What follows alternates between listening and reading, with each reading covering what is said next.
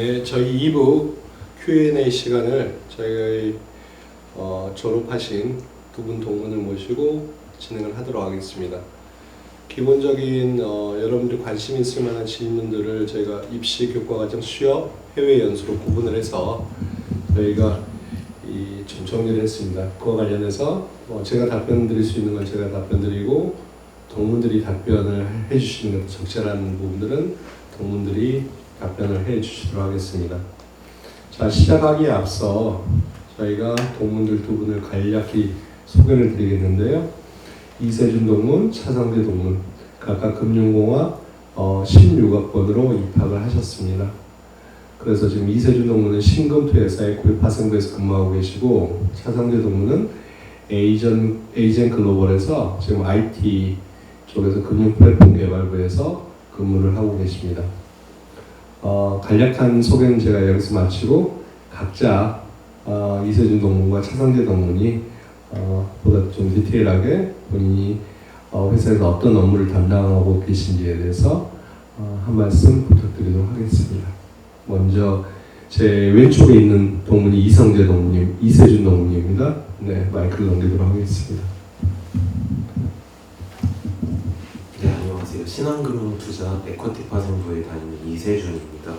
제가 하고 있는 일은 ELS를 자체 해체하는 팀에서 퀀트 및 트레이더 일을 하고 있습니다. 제가 하는 일은 여러 가지 금융공학 이론을 이용해서 상품 가격 및 여러 가지 시장 변수들에 대한 민감도를 계산하고 이를 이용해서 지수 선물 및 옵션, 그리고 이자율 관련 파생 상품, FX 등을 거래하고 있습니다. 네, 이상으로 소개를 마치겠습니다.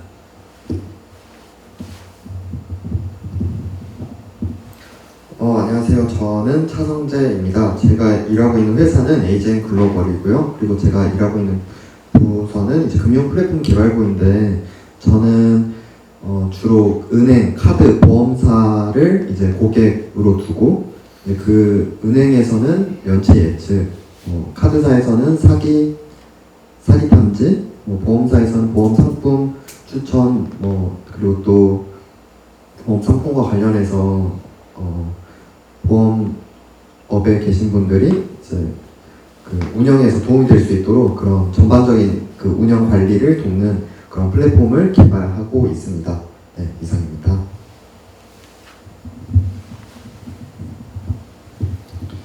자, 그러면 본격적으로 저희가 Q&A에 대한 말씀을 드리겠습니다. 첫 번째 질문은 개인 자격과 기관 추천의 차이 및 추후 지원 자격 변경 가능 여부에 대한 질문인데요. 기관 추천이라고 하면 일단 본인의 금융기관이겠죠. 금융기관에서 재직하시고 보통 금융기관 재교육을 실시를 합니다. 그래서 보면 보통 재직기간은 최소 짧으면 과거 경험 보면 7년, 보통 한 10년 정도의 재직을 한 이후에 재교육을 위해서 저희에게 위탁교육을 받는 사람들을 우리가 기관 추천 학생이라고 합니다. 당연히 저희가 기관 추천인 경우에는 기관장의 추천서가 필요하겠죠. 그리고 두 번째 지금 나와 있는 것 중에서는 개인 자격을 지원했더라도 추후 기관과 협의 후 기관 추천을 변경 가능합니다. 이 이야기는 무슨 이야기냐면 일단은 지금 기관에서 이 인사적으로 추천을 받지 않는 상황에서도 본인이 추가 교육을 필요로 해서 개인 자격을 지원하는 사람들이 예외적으로 있긴 있습니다. 그런 경우라고 하더라도 먼저 개인 자격으로 입학하더라도 나중에 기관과 잘 협의가 되는 경우에 기관 추천 가능하다는 말씀 드리고요.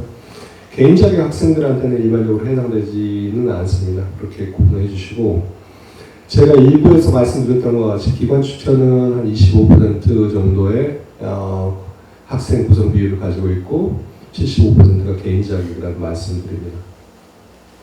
자, 두 번째 보시면 봄, 가을 학기 입학 차이가 무엇입니까? 라고 했는데, 저희가 2016년도에 이 금융 애널리틱스 과정을 가을 입학으로 저희가 신설을 했습니다. 그 이야기는 2년이라는 과정 중에 저희가 전산, 금융, 그다음 수리, 그다음 통계 이런 것들을 전부 다 충분히 이 교육을 받을 수 있으면 다행이겠지만 사실은 그러기에는 굉장히 시간이 제한이 많고 그래서 어찌 보면 어떤 것들을 자기가 제한된 시간에 선택을 해야 될 수밖에 없습니다. 2년 동안은요. 그래서 우리 가을에 입학한 학생들은 기본적으로 금융 애널리스트 분야의 지식들을 좀 더 넓힐 수 있는 과목들로 좀 더 구성이 되어 있고, 그다음 봄학기는 상대적으로 전산보다는 수리적인 부분에 있어서 과목들이 더 제공이 되고 그렇게 진행해 왔습니다. 그런데 2020년부터는 저희가 봄과 상관없이 모든 분야를 어쨌든 선택할 수는 있게 되어 있는데요. 그렇게 하더라도 일반적인 전산 과목들은 가을에 주로 제공이 되고 가을에 입학하는 학생들에게 훨씬 전산 이 금융 애널리스트 집중 분야를 이수할 수 있게 훨씬 용이하게 지금 커리큘럼이 짜여진 상태입니다. 그렇게 구분하실 수 있고요. 그다음 해외 연수 관련해서는 봄학기 입학하는 학생들은 기본적으로 이 수리 쪽에 좀 더 집중이 되어 있기 때문에 해외 연수를 가시더라도 MS in Finance 쪽 그 학과로 가셔서 교육을 받으실 거고, 가을 학기에 입학하는 이 애널리스트 학생들은 기본적으로 해외에 있는 비즈니스 애널리스트 학과로 진학을 해서 여러분들 해외 연수가 진행되고 있다는 말씀 드리겠습니다.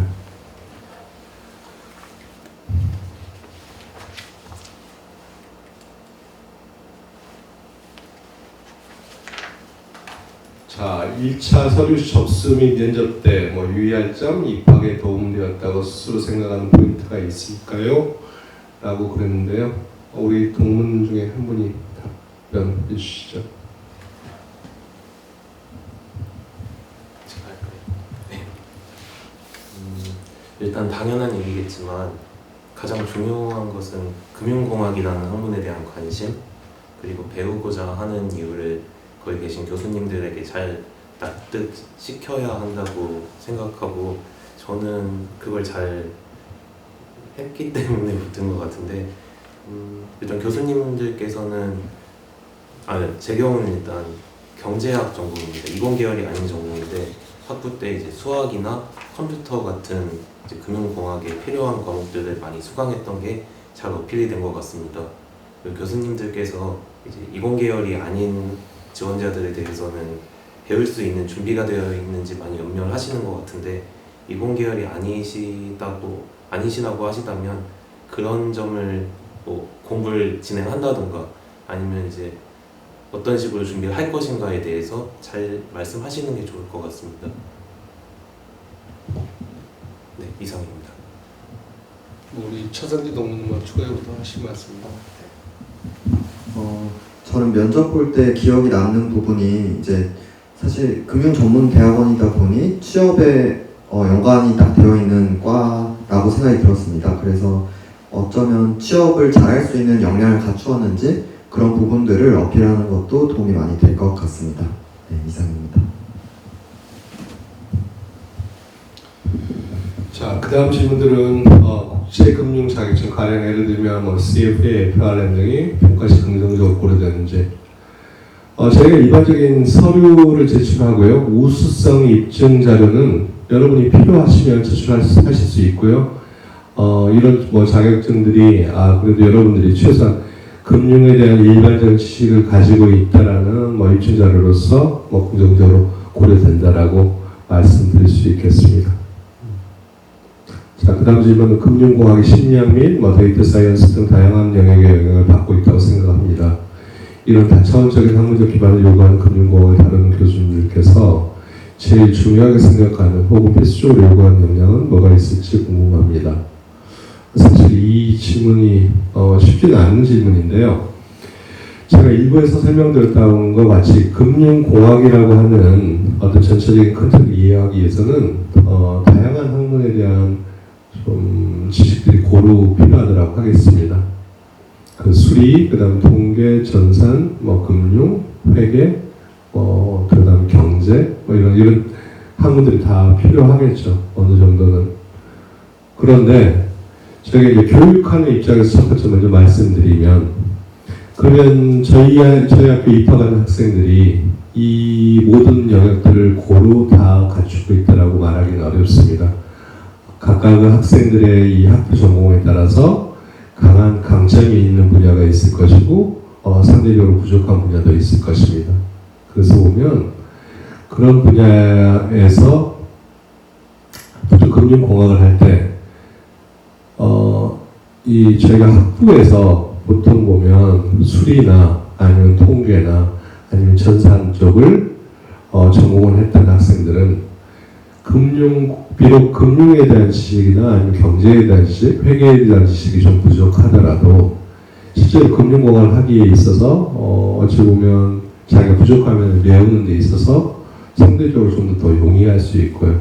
그 이야기는 통계 및 수학이 훨씬 기초를 다지는 데 시간이 더 오래 걸릴 수 있습니다.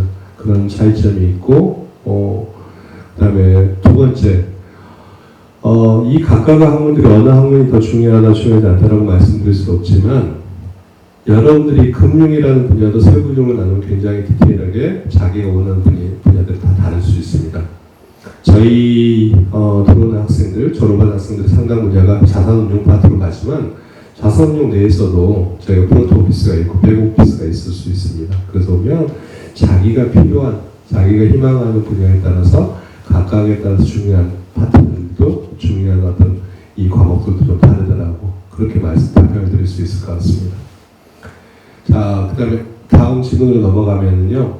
MF 입학 정원이 궁금합니다. 그러는데 저희가 보통 봄학기, 가을학기 저희가 합쳐가지고 입학 정원 한 60명 이내, 꼭 60명 정확하게 정해져 있지는 않습니다. 그 정도로 저희가 선발하고 교육을 진행하고 있습니다. 그 다음에 학부 전공과 관련해서 금융공학 과정을 학습할 수 있을까요? 이건 지금 슬라이드 그냥 참고하시면 될 것 같은데요. 상공계, 상경계, 이공계를 전공하지 않으셨더라도 지금 수학은 가능합니다. 전에 과거의 경험을 보면 그 학부에 있어서 이 영문학을 했던 또 국문학을 했던 학생들이 저희 진학해서 우수하게 졸업을 하고 금융권에 진출한 사례도 있습니다. 그래서 보면 꼭 그렇다고는 말씀드릴 수 없고요. 여러분이 얼마만큼 열의가 있고 얼마만큼 시간을 투자하고 하느냐에 따라서 좀 달라질 수 있겠습니다. 그리고 만약에 여러분이 좀 지식이 충분하지 않더라도 저는 생각드렸던 것 같이 사전교육에서 최소한 여러분이 기본적으로 알아야 될 기본 지식에 대해서는 사전교육을 통해서 저희가 진행을 합니다. 그래서 보면 그때도 여러분들이 좀 백업을 할 수 있는 길도 될 수 있을 것 같습니다.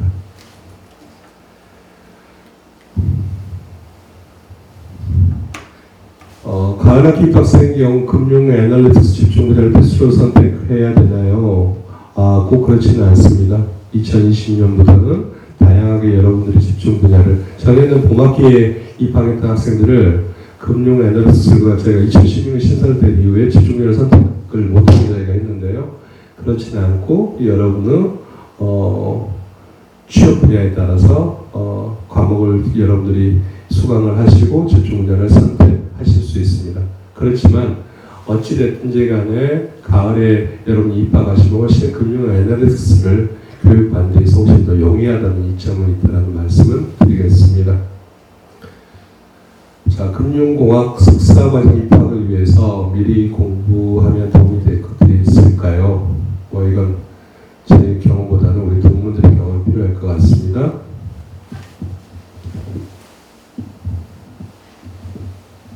일단 교수님께서 말씀하셨듯이 수학이나 전산 쪽의 역량이 좀 많이 필요한 것 같습니다.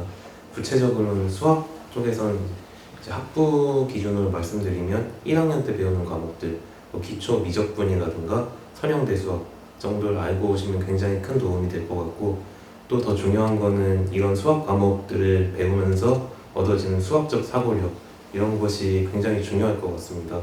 왜냐하면 금융공학의 많은 이론들이 수학이라는 배경에 기반해서 만들어져 있기 때문에 이런 수학을 잘한다는 것은 큰 무기가 될 수 있다고 생각합니다. 그리고 프로그래밍도 마찬가지로 컴퓨팅 사고력이 중요한 것 같고, 구체적으로는 쉬운 언어라도 하나 골라서 다룰 줄 아는 것이 굉장히 중요하다고 생각합니다. 엑셀 데이터를 읽어서 간단하게 조작을 할 수 있는 정도, 이 정도를 하고 오시면 굉장히 큰 도움이 될 것 같습니다. 이상입니다. 저는 이 금융공학 석사 과정에 참여하면 이제 배우게 될 내용들에 대해서 정리를 해보았는데요. 그런 것들을 참고해서 한번 책들도 인터넷에 다 있기 때문에 그런 것들을 참고하면 좋을 것 같은 책들을 리스트업 해봤습니다. 먼저 헐의 옵션 앤 퓨처스라는 책과 그리고 스토캐스틱 칼큘러스라고 해서 금융수학에서 쓰고 있는 유명한 책이 있고요. 그리고 기초 통계서적, 투자론, 회계원리, 그리고 실제 업계에서 활용되고 있는 채권, 주식, 부동산 혹은 파생상품에 대한 기초적인 그런 내용들을 뭐 애널리스트 자료 등 그런 것들을 참고해 보셔도 도움이 되실 것 같습니다. 그리고 프로그래밍도 가을 학기의 경우에는 매우 많은 부분 시간을 할애하게 될 텐데요. 그러려면 이제 실제로 금융 데이터뿐만 아니라 다른 데이터 같은 경우도 쉽게 분석을 해보면 도움이 될 텐데 그런 거를 참고하실 만한 사이트에 대해서 좀 추천을 드리려고 하는 부분이 인터넷 찾아보시면 KHGL이라는 케글이라는 사이트에서 여러 가지 데이터 기반으로 컴페티션하는 그런 소스들을 많이 보실 수 있어요. 그런 것들을 참고해 보셔도 좋을 것 같고 다른 교육 프로그램들, 무료 프로그램들 기반으로 해서 프로그래밍 경험들을 한번 해보시면 도움이 되지 않을까 싶습니다. 네, 이상입니다.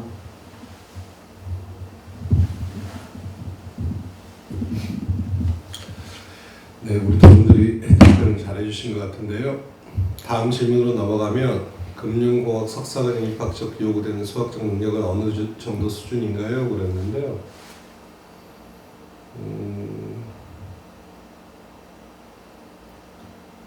기본적인 저희가 일반적으로 말씀드릴 수 있는 건 뭐 통계, 그 다음에 수리, 그 다음에 전산 쪽에 대해서 그 최소한의 두려움은 없다. 어느 정도의 기본적인 내가 소양을 한다. 수학 같은 경우도 최소한 내가 미적분 정도는 할 수 있다라는 그 정도는 저희가 요구를 하고 있습니다. 전산 쪽도 우리 동훈이 말씀해 줬던 것과 같이 비록 짧은 시간이지만 학부 시절에서 통계를 들으면서 프로그래밍 정도 간단하게는 저희 해봤다는 정도 그런 것들이 좀 도움이 많이 될 것 같습니다.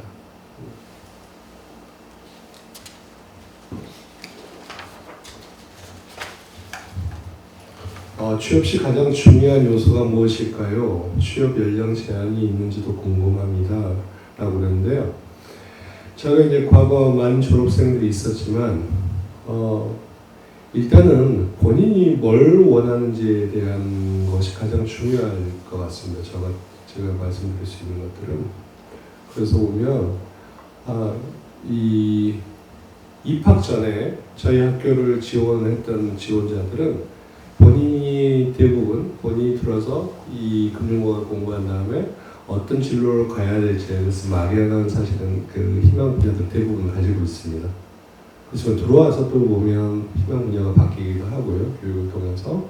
그래서 점점 더 자기가 가는 길을 스스로 찾아가는 것, 그리고 거기에 대해서 찾아간다는 이야기는 그 분야에 대한 관심도가 굉장히 높아져 있겠죠. 그런 과정을 통해서. 그런 부분이 중요하다고 생각을 할 것 같고요. 그 다음에 여러분들이 이제 취업을 위해서 가서 면접을 진행하는 경우에도 아마 거기서 기본적인 이 본인이 담당하게 된 업무에 대한 이해도가 얼마나 있는지에 대한 질문들이 나올 겁니다.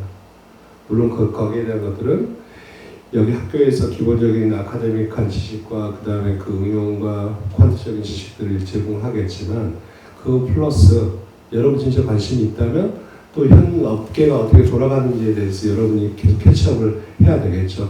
그런 부분들이 취업 시에 있어서 본인이 굉장히 긍정적으로 나타낼 수 있는 이 중요한 부분이 되지 않을까 생각을 하고요.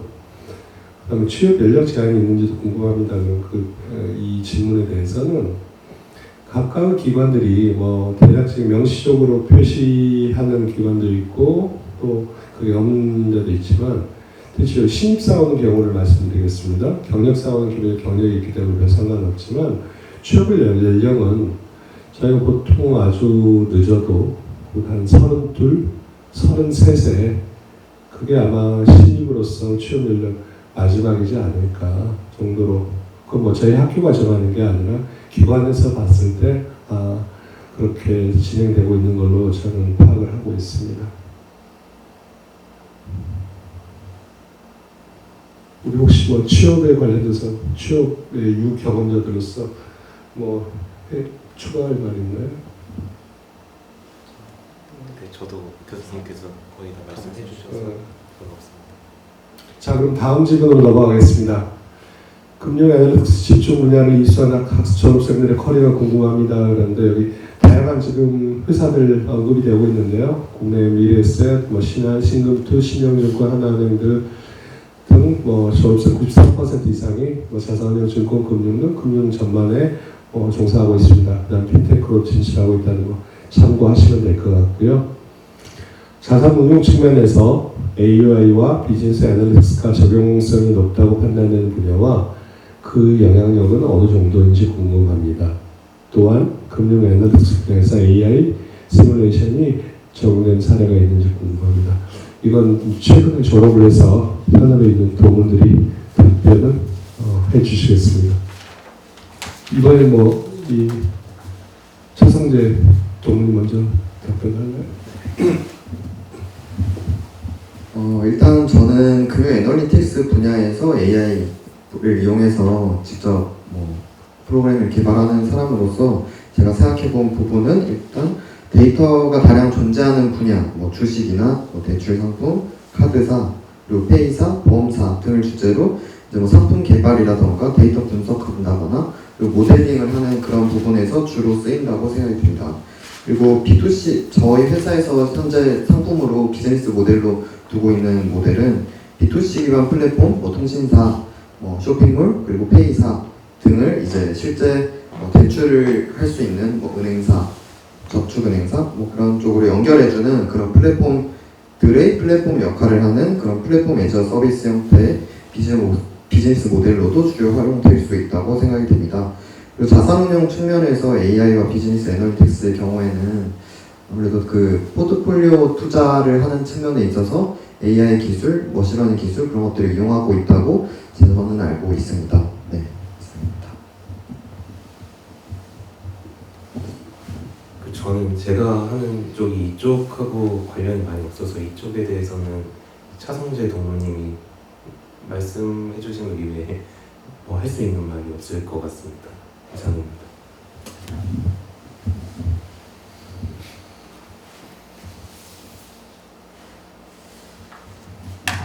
자, 그 다음에 이제 취업과 관련돼서 디테일한 질문이 있는데 현재 대기업 금융 IT 부서에서 근무 중에 있습니다.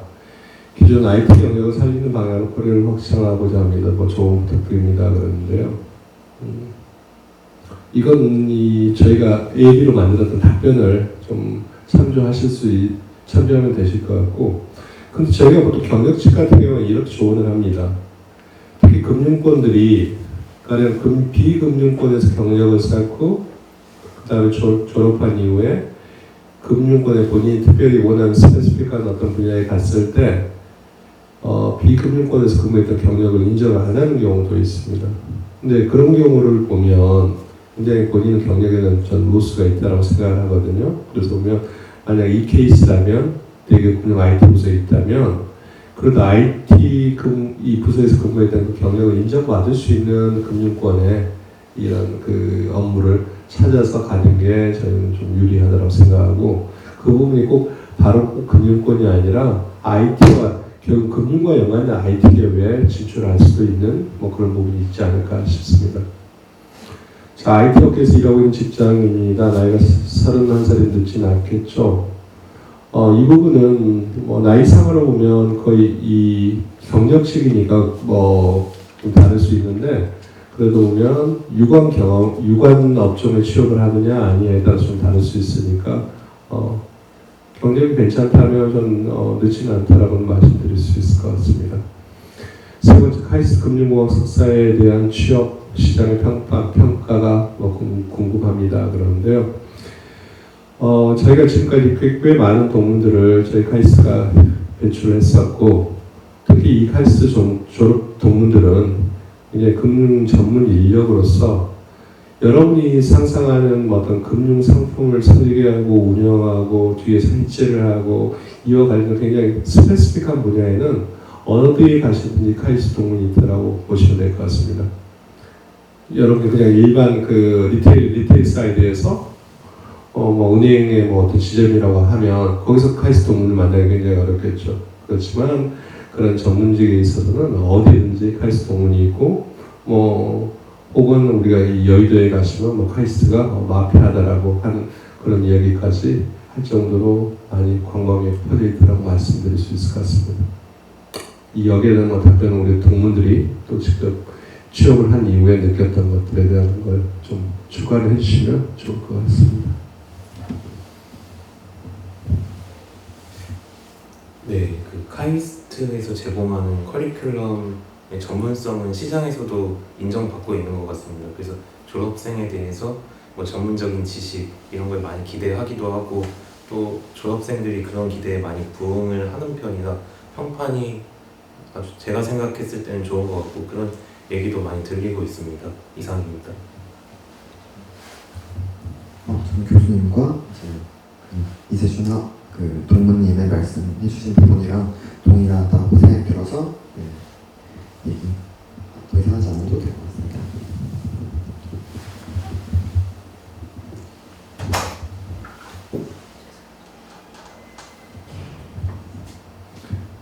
그 다음 질문은 핀테크 분야 프로그래머 혹은 데이터 애널리스트 전문가가 되는데 본과적인 어떤 장점을 가지고 있는지 궁금합니다. 제 학교에 있는 교육을 담당하는 사람으로서 먼저 말씀을 드리면 저희는 기본적으로 IT하고 금융의 지식을 결합하는 사실은 뭐 우리나라의 거의 유일한 프로그램이라고 얘기할 수 있겠죠. 그 부분이 금융에서 IT 지식이 갖춰진 어떤 금융 전문가를 필요로 하는 금융 분야들이 굉장히 많습니다. 그래서 보면 그런 경우에 바로 현업에 투입이 돼서 바로 적용 가능한 그러한 이 인력들을 양산하는 그런 데 도움이 된다라고 말씀드릴 수 있을 것 같고요. 뭐 실질적으로 이 우리 동문들의 또 답변을 한번 들어보도록 하겠습니다.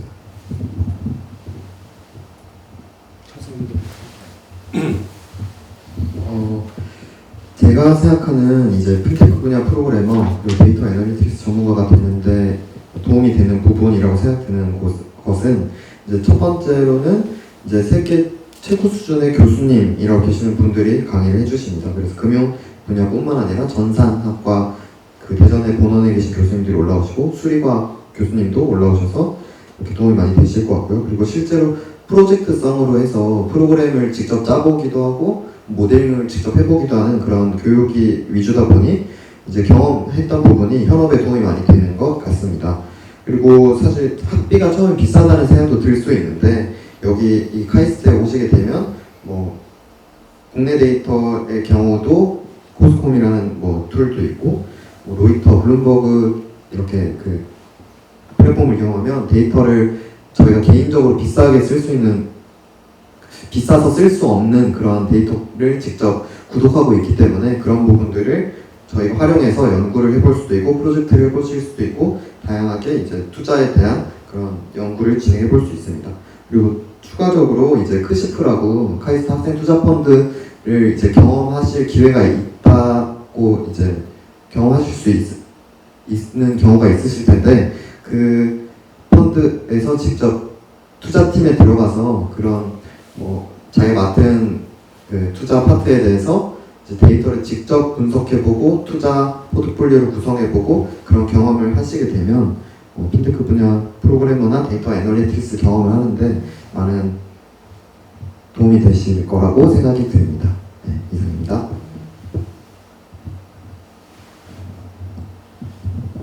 저는 차승재 동무님이 얘기해 주신 거에 제가 하고 싶은 얘기가 다 있어서 저도 따로 첨언할 것은 없을 것 같습니다. 이상입니다. 자, 그러면 해외 연수 관련된 질문들이 몇 가지 정리되어 있는데요. 해외 등록금 및 비용이 궁금합니다라고 하는 건 지금 밑에 되어 있는 답변을 여러분 참조하시면 될 것 같고요.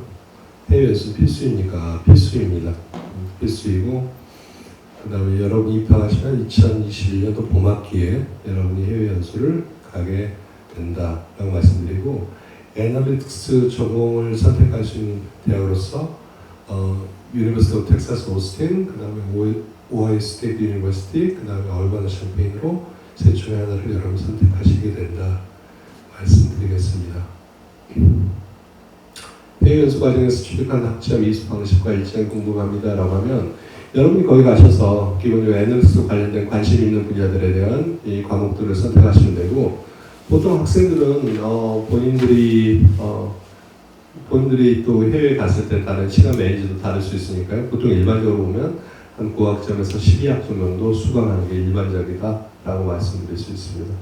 거기는 3학점이니까요. 한 과목당 3학점이니까 한 3과목에서 4과목 정도 수강하시면 될 것 같습니다. 이 부분도 혹시 우리 차성재 학생이 애널리틱스 그때 어디 갔었나? 오스틴 갔었죠? 로체스터 갔었나요? 그러면 거기 관련돼서 좀 이야기를 그때 갔을 때, 해외 연수 갔을 때 어땠는지에 대해서 좀 첨언을 해주시면 좋을 것 같은데요. 네. 이세준 학생 먼저 할래요?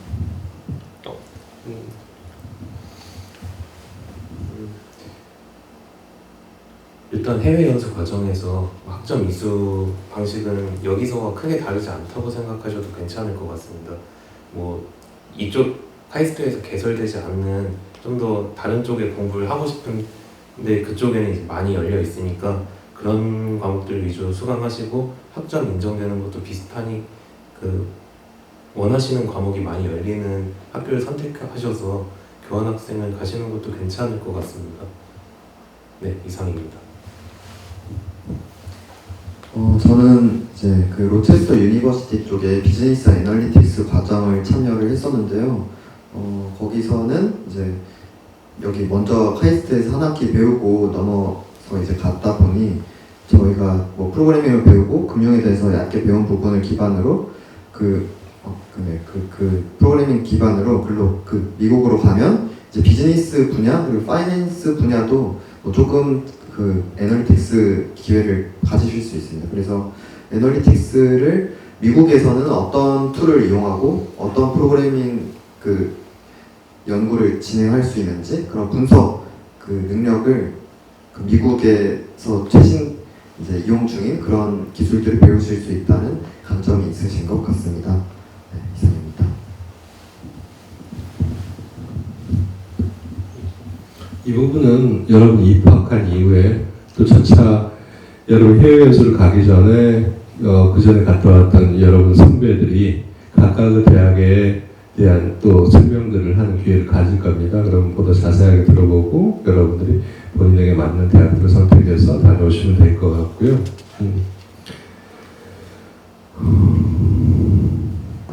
그 다음으로 장학금 제도 및 선발 기준이 궁금합니다라고 하면 저희가 이 장학금에 대한 제형이 상당히 제한적이긴 하지만 평균적으로 지금 재학생 한 20% 30% 정도를 장학금을 지급하려고 하고요.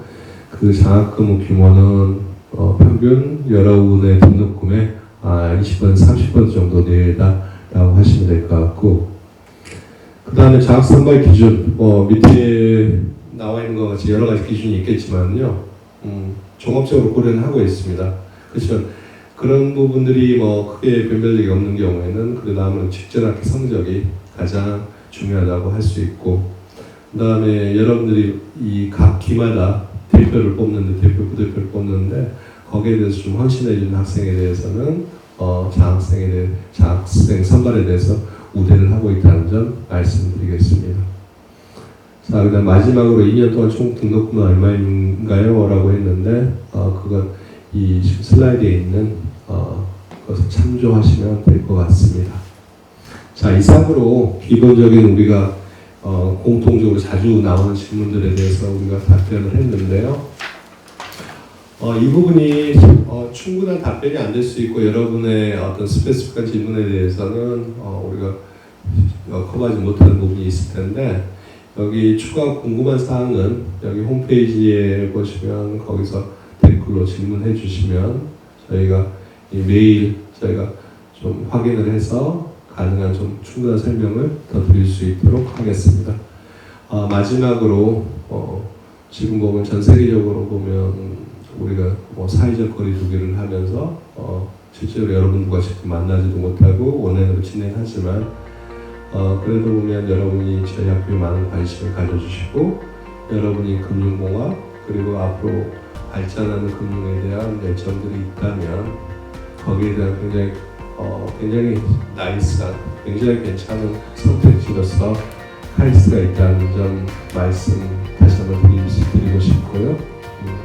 지원 많이 해주시기 바랍니다. 들어주시느라고 수고 많으셨습니다. 고맙습니다.